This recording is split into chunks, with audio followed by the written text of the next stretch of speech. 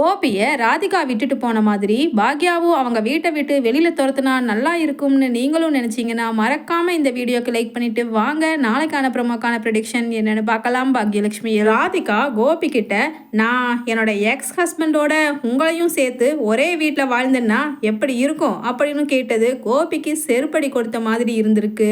அதனால் கோபி என்ன பண்ணுறதுன்னு தெரியாமல் ராதிகா தன்னோட இறுதியான முடிவை சொல்லிட்டாங்க. இனிமேல் நீங்கள் எங்களை பார்க்க வரவே கூடாது கோபின்னு.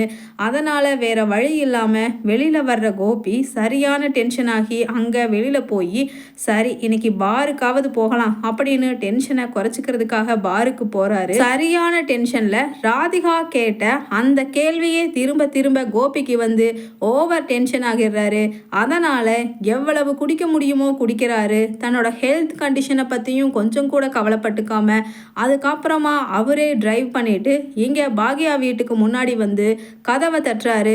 ஈஸ்வரியும் போய் கதவை திறந்துட்டு, என்னப்பா கோபி, என்ன தண்ணி அடிச்சிருக்கியா, என்னப்பா இது பழக்கம், உடம்பு சரியில்லாமல் இப்போ தானே ஹார்ட் அட்டாக் வந்து அதுக்கப்புறம் எப்படியோ செத்து பொழைச்சி இந்த அளவுக்கு தேர்ந்து வந்திருக்க, இப்போ போய் எதுக்குப்பா தண்ணி அடிச்சிட்டு வந்திருக்க அப்படின்னு புலம்புறாங்க ஈஸ்வரி.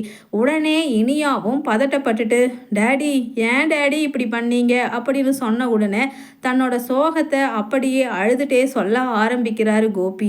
அம்மா, எனக்கு ராதிகா என்னை கேட்கக்கூடாத கேள்வி கேட்டுட்டா, அதனால் என்னால் தாங்கவே முடியலம்மா அப்படின்னு அழுகிறாரு.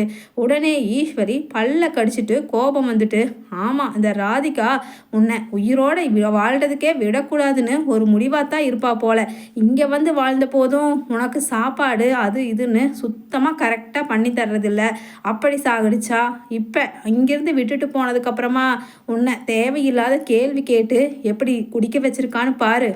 பாக்யா பாக்யா வா பாக்யா, கோபியை ஒரு நிமிஷம் புடி வா அப்படின்னு சத்தம் போடுறாங்க. அங்கே கிச்சனில் வேலை செஞ்சிட்ருக்க பாக்யா, அத்தை ஏன் அத்தை நீங்களும் இனியாவும் 2 பேருமே பிடிச்சிட்டு போய் கொண்டு போய் படுக்க வைங்க அப்படின்னு சொல்கிறாங்க. உடனே ஈஸ்வரி சொல்கிறாங்க, ஏய் என்னால் பிடிக்க முடியலடி பாக்யா, வா செலியா நீ வந்து உங்கள் அப்பாவை ஒரு பக்கம் புடிடா அப்படின்னு சொல்கிறாங்க. 2 பேருமே கை தாங்களா அப்படியே கூட்டிகிட்டு போய் சோஃபாவில் உட்கார வைக்கிறாங்க. அப்போ ஈஸ்வரி கோபியை திட்ட ஆரம்பிக்கிறாங்க. டேய் கோபி, நீ எங்கள் கூட வாழணும்னு ஆசைப்படுறியா இல்லையா, ஏண்டா இப்படி சாகடிக்கிற, ஒத்த பையனை பெற்றுட்டோமேனு நீ பண்ணின அத்தனை தப்பையும் மறந்துட்டு உனக்காக நான் இத்தனை நாளாக உயிரோடு இருந்து நீ என் கூட தான் வாழணும்னு வேண்டாத தெய்வத்தையெல்லாம் வேண்டி ஆசைப்பட்டுட்டு இருந்த. ஆனால் நீ என்னமோ ராதிகான்னு அவ பின்னாடியே போய் உருகி கரையிறையேடா அப்படின்னு அழுகிறாங்க. உடனே இனியாவும், டேடி இந்த மாதிரியெல்லாம் பண்ணாதீங்க டேடி, உங்களோட ஹெல்த் எனத்துக்காகும் அப்படின்னு அழுகிறாங்க. உடனே பாக்யா சொல்ல ஆரம்பிக்கிறாங்க ஈஸ்வரி கிட்ட, அத்தை இவரோட இந்த நிலைக்கு காரணமே நீங்களும் இனியா செழியன் மாதிரி ஆளுங்க தான். ஏன்னா அவர் ஹார்ட் அட்டாக் வந்து ஆப்ரேஷன் எல்லாம் முடிச்சதுக்கப்புறம் பேசாமல் ராதிகா அவங்க வீட்டுக்கு கூட்டிகிட்டு போயிருந்தா அவர் மனசு மாறி சந்தோஷமாக தான் அங்கே இருந்திருப்பாரு. ஆனால் இப்போ இங்கே கூட்டிகிட்டு வந்து நீங்கள் அவர் மனசுலையும் இங்கே பிள்ளைங்க மேலேயும் உங்கள் மேலேயும் பாசத்தை அதிகமாக உண்டு பண்ணிட்டீங்க கூடவே இருந்து. அதனால் அவர் உங்களை விட்டுட்டு போகிறதுக்கும் மனசு இல்லாமல் இத்தனை நாளாக கூடவே வாழ்ந்த ராதிகாவையும் மயூரியையும் விட்டுட்டு இங்கேயே இருக்கிறதுக்கும் மனசில்லாமல் எவ்வளவு கஷ்டப்பட்டுட்டு இருக்காரு. அத்தனைக்கும் காரணமே நீங்கள் தான்.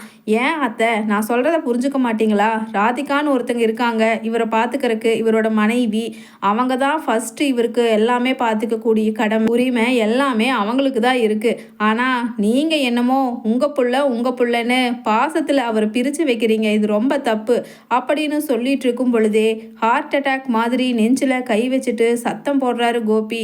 என்னால் பெயின் தாங்க முடியல, ஹெல்ப் அப்படின்னு சத்தம் போட்ட உடனே அங்கே பாக்யா ஈஸ்வரியை வாங்குன்னு வாங்கிட்டு இருக்கிறத ஸ்டாப் பண்ணிட்டு இங்கே கோபி கிட்ட வர்றாங்க.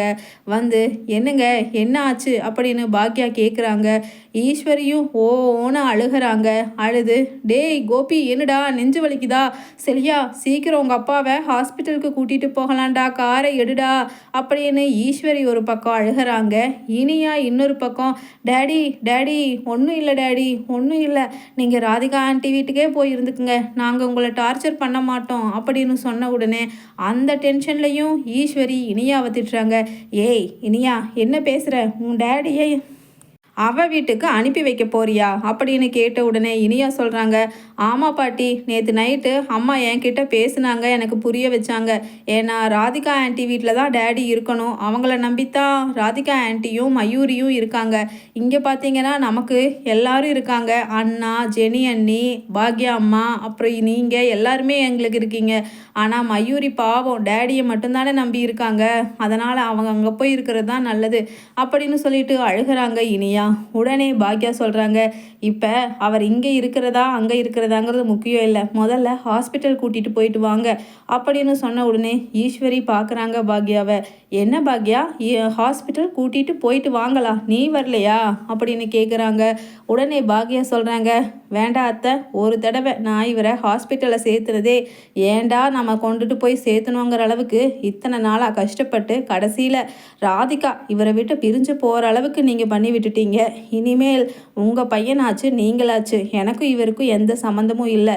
அப்படியே உங்களுக்கு ஏதாவது இவரோட மனைவியாக ஹெல்ப் வேணும்னா நீங்கள் ராதிகாவை தான் கூப்பிடணும், என்னால் வர முடியாது அப்படின்னு பாக்யா சொல்கிறாங்க. ஈஸ்வரி, இனியா, செழியன்னு 3 பேருமே கோபியை ஹாஸ்பிட்டலுக்கு அவசரமாக கூட்டிகிட்டு போகிறாங்க. அங்கே கோபி வந்துட்டு பேசிட்டு போனதுக்கப்புறம் கமலா கேட்குறாங்க ராதிகா கிட்ட, ஏய் ராதிகா, உனக்கு என்ன பைத்தியமாடி பிடிச்சிருக்கு, மாப்பிள்ளையே இவ்வளவு வந்து கெச்சுறாருல்ல, நீ என்ன தனியாளாக வாழ்ந்து இந்த சமுதாயத்தில் நல்ல முறைக்கு இருக்க முடியும்னு நினைக்கிறியா? ஒரு பொம்பளைக்கு ஆம்பளை இல்லாமல் வாழ்கிறது எவ்வளவு கஷ்டங்கிறது உனக்கு நான் சொல்லி புரிய வைக்கணுங்கிற அவசியம் இல்லை. இதுக்கு முன்னாடி உன் குடிகார புருஷன்கிட்ட சிக்கிட்டு நீ எவ்வளவு கஷ்டப்பட்டங்கிறத கொஞ்சமாவது நினச்சிப்பாரு. இவ்வளவு நல்ல தங்கமான மாப்பிள்ளை இருக்கும் பொழுது அவரை வேண்டான்னு ஏண்டி வீசி இப்படி உதறி தள்ளுற அப்படின்னு சொல்லிட்டு சொல்கிறாங்க கமலா. உடனே ராதிகாவும் சொல்கிறாங்க, அம்மா தயவு செஞ்சு கொஞ்சம் பேசாமல் இருக்கீங்களா? இத்தனை பிரச்சனைக்கு காரணமே நீங்கள் தான். நீங்கள் மட்டும் எனக்கு கோபியை பார்த்து கல்யாணம் பண்ணி வைக்கலன்னா நான் ஏன் இப்படி 2வது கல்யாணமாக அவரை பண்ணிவிட்டு அவங்க குடும்பத்தை விட்டு பிரித்து கடைசியில் நான் பண்ணினது தப்பு தான் அப்படிங்கிற அளவுக்கு என்னோடய மனசு எனக்கு குற்ற உணர்ச்சியில் கிடந்து தவிக்குது. அத்தனை பிரச்சனைக்கு காரணம் நீங்கள் தான். தயவு செஞ்சு இனிமேல் என்னோடய வாழ்க்கையில் நீங்கள் தலையிடாதீங்கம்மா அப்படின்னு சொல்லிட்டு சொல்கிறாங்க ராதிகா கமலா கிட்ட. தொடர்ந்து பேசுகிற ராதிகா சொல்கிறாங்க, இத்தனை நாள் நான் என்னோட சுயநலத்துக்காக கோபியை அவர் குடும்பத்துக்கிட்ட இருந்து பிரித்து வச்சிடணும்னு ஒரு சில சமயம் என்னோட மனசு என்னவே கேலி பண்ணுமா. அதனால் இப்போ இனிமேலாவது மற்றவங்க சந்தோஷத்தை கண்ணால் பார்த்து ரசித்து அதவே என்னோட சந்தோஷமாக மாற்றிக்கிற அளவுக்கு பக்குவம் வந்துடுச்சு என்னால். அதனால தான் நான் சொல்கிறேன், அங்கே பாக்யா வீட்டில் இருக்கிற ஈஸ்வரி அம்மா, இனியா, செழியன் எல்லாருமே கோபி அங்கே இருந்தாங்கன்னா ரொம்ப சந்தோஷப்படுவாங்க. அதனால தான் கோபி அங்கேயே இருக்கட்டும்னு விட்டுட்டு வந்துட்டேன். அது மட்டும் இல்லாமல் கோபிக்கும் இது ஒரு நல்ல பாடமாக இருக்கட்டும். ஏன்னா அவரை நம்பி வந்த பாக்யாவை ஃபஸ்ட்டு ஏமாற்றிட்டு என்ன கல்யாணம் பண்ணார். இப்போ அவரோட பிள்ளைங்க அவரோட குடும்பத்துக்காக சுயநலத்துக்காக என்னையும் மயூரியையும் பற்றி கவலைப்படாமல் அவர் அங்கே கூட்டிகிட்டு போய் வைக்கிறாரு. அங்கே நான் அவர் கூட வாழ்ந்தா இந்த சமுதாயத்தில் என்னமா சொல்லுவாங்க, என்ன பாக்யாவும் நானும் ஒரே வீட்டில் இருந்தால் இது எங்கள் 2 பேர்த்துக்கும் அசிங்கம் இல்லையா அப்படின்னு சொன்ன உடனே கமலா சொல்கிறாங்க, சரிடி, மாப்பிள்ளையை தனியாவது இங்கே கூட்டிகிட்டு வந்து வச்சு வாழ வேண்டியது தானே அப்படின்னு சொன்ன உடனே, ஏம்மா அதுதான் உன் மாப்பிள்ளை வரமாட்டேன்னு சொல்கிறாரு, இங்கேயே தனியாக என் கூட வந்து வாழ்ந்திருந்தாலும் அவரோட மனசு ஃபுல்லாக பாக்யா, ஈஸ்வரி அம்மா, இனியான்னு அவங்கள பற்றியே தான் சுற்றிட்டு இருக்கோம், அவங்கள பற்றியே தான் பேசிகிட்டு இருப்பார். என்னால் அதை கேட்டுட்ருக்க முடியாதுமா. அப்படியாவது 2 பக்கமும் இருதலை கொல்லியாக அவர் தவிக்கிறத என்னால் பார்க்க முடியாது. வாழ்வா சாவாங்கிறதுல நான் சாவை தேர்ந்தெடுத்துட்டேன், அவங்களே வாழட்டும், நல்லா இருக்கட்டும் அப்படின்னு சொன்ன உடனே கமலா சொல்கிறாங்க, ஏய் ராதிகா, உன்னால் வேணா அப்படி ஏற்றுக்க முடியும், ஆனால் என் புள்ள வாழ்க்கை இப்படி ஆயிடுச்சேன்னு என்னால் ஏற்றுக்கவே முடியாதுடி. அதனால் நீ மாப்பிள்ளை கூட சேர்ந்து வாழ்கிறதுக்கு முயற்சி பண்ணுடி ராதிகா அப்படின்னு சொன்ன உடனே அங்கே ஹாஸ்பிட்டலில் இருந்துட்டு ஃபோன் வருது ராதிகாவுக்கு, உங்கள் ஹஸ்பண்ட்க்கு மறுபடியும் ஹார்ட் அட்டாக் வந்திருக்கு, மறுபடியும் எமர்ஜென்சியில் வச்சுருக்கோம், சீக்கிரமாக நீங்கள் வந்து கையெழுத்து போட்டிங்கன்னா உடனடியாக அவருக்கு ஆப்ரேஷன் பண்ணிடலாம் அப்படின்னு சொல்லிட்டு வருது மெசேஜ். உடனே ராதிகாவும், அச்சச்சோ கோபிக்கு என்ன மறுபடியும் அட்டாக்கா, சரி நான் வந்துடுறேன் அப்படின்னு சொல்லிட்டு பதட்டத்தோடு கிளம்பி ராதிகா அங்கே போகிறாங்க. அங்கே போய் பார்க்குறாங்க, பாக்யா இல்லை, ஈஸ்வரி, இனியா, செழியன்னு 3 பேர் தான் இருக்காங்க. உடனடியாக கையெழுத்து போட சொன்ன ஃபார்மில் கையெழுத்து போட்டுட்டு உள்ளே போய் கோபியை பார்க்குறாங்க. கோபி குடி போதையில் குடிச்சிட்டு அப்படியே ஹார்ட் அட்டாக் வந்து மயக்கத்தில் பெட்டில் படுக்க வச்சுருக்காங்க. அவரை பார்த்துட்டு வெளியில் வர்ற ராதிகாவை ஈஸ்வரி மறுபடியும் சண்டை பிடிக்கிறாங்க. போதுமாடி, உனக்கு நிம்மதியா, சந்தோஷமா?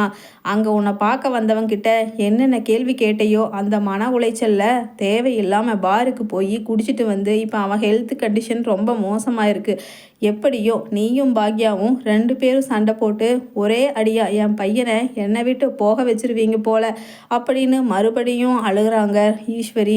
உடனே ராதிகா சொல்கிறாங்க, அம்மா, நான் உங்களை பார்க்குறதுக்காக உங்களுக்கு பதில் சொல்கிறதுக்காக இங்கே வரல. அவரோட மனைவியா இப்போ வரைக்கும் என்னோட கடமைக்காக தான் கையெழுத்து போடுறதுக்காக வந்தேன். அதுக்கும் மேலே அவர் உயிரோட வாழ்றதும் வாழாததும் கடவுள் கையில் இருக்குது, என்னோட கையிலையோ பாக்யா கையிலையோ இல்லை. வேணும்னா அவர் நல்லா இருக்கட்டும்னு ப்ரே பண்ணிக்க வேணும்னா எங்களால் முடியும் அப்படின்னு சொல்லிட்டு ராதிகா சொல்கிறாங்க. என்ன தெனா வெட்டா நீ பதில் சொல்கிறேன்னு பாரு அப்படின்னு ஈஸ்வரி மறுபடியும் சண்டை பிடிக்கிறாங்க. அதுக்கு ராதிகா சொல்கிறாங்க, சரிம்மா, உங்கள் பையனை நீங்களே பார்த்துக்குங்க, நான் கிளம்புறேன் அப்படின்னு சொல்லிட்டு அங்கேருந்து கிளம்பி போயிடுறாங்க ராதிகா.